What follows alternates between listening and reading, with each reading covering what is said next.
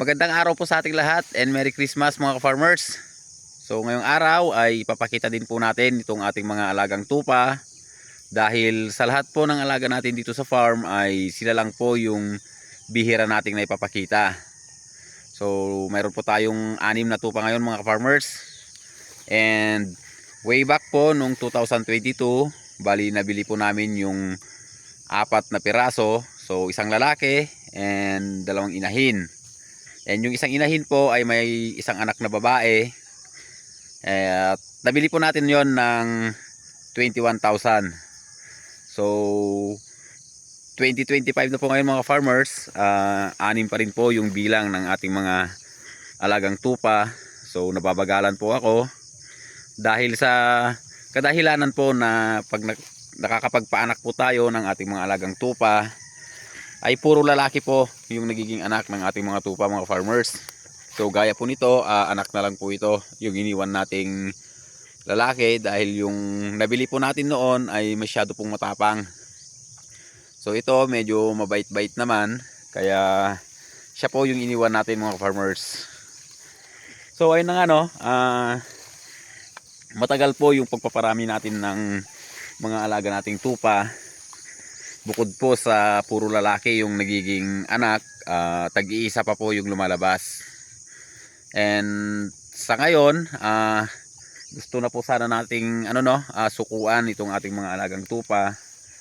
Kaya lang napag-isip-isip ko mga farmers na hindi naman natin binibili yung kanilang pagkain, hindi rin naman sila maselan. So wala po tayong binibili mga farmers no dito sa ating mga alagang tupa na nandito na. So pinabayaan ko lang muna sila mga farmers. And kahapon nanganak po itong isang inahin natin. At meron po siyang isang naging anak. At maswerte po tayo dahil babae yung kanyang naging anak. At parang malusog naman mga farmers. Tapos itong December din pero mas nauna to. Bali nanganak din po yung isa nating inahing tupa. So dalawang babae po mga farmers. Kaya lang medyo napapaisip po tayo dito sa isang anak niya dahil itim. Pinag-iisipan natin baka nakasingit si Brando nung nandito pa siya.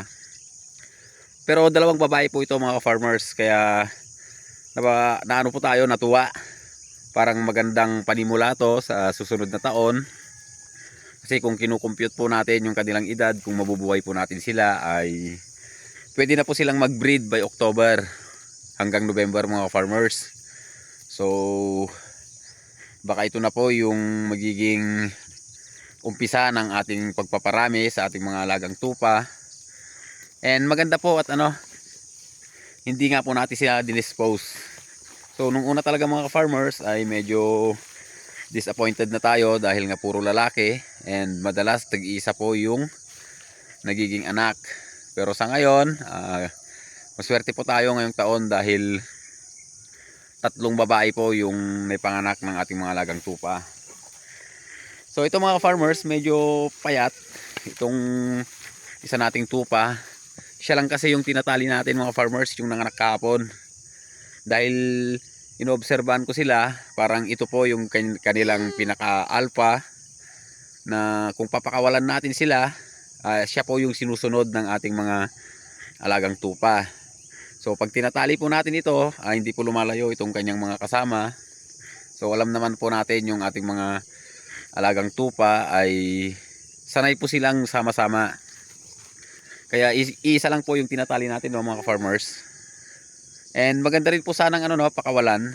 Ang problema po natin dito sa pinaka-alpha nila, ang hilig niya pong puntahan ay dyan po sa may part ng kalsada. Sinusundan po nila yung kalsada mga farmers. So dalawang tupa natin yung nadisgrasya nung nakaraan mga farmers dahil nga po sa kinagat ng aso. And itong nanganak nating inahin ay nakagat din po ng aso pero nakarecover mga farmers. Medyo malaki po ito yung naging sugat niya. Ang kagandaan po doon ay naging open wound. Nagamot po natin yung kanyang sugat. So yung dalawa kasi mga farmers is parang yung ngipin lang yung bumaon. Hindi siya nag-open. So akala natin okay lang na ginagamot natin sa kanyang sugat. Yun pala sa loob ng kanyang sugat ay kontaminado na. Kaya hindi natin naagapan mga farmers. So sayang po yung isa, babae din po sana yon. And baka nag-breed na po sana kung hindi po siya na disgrasya.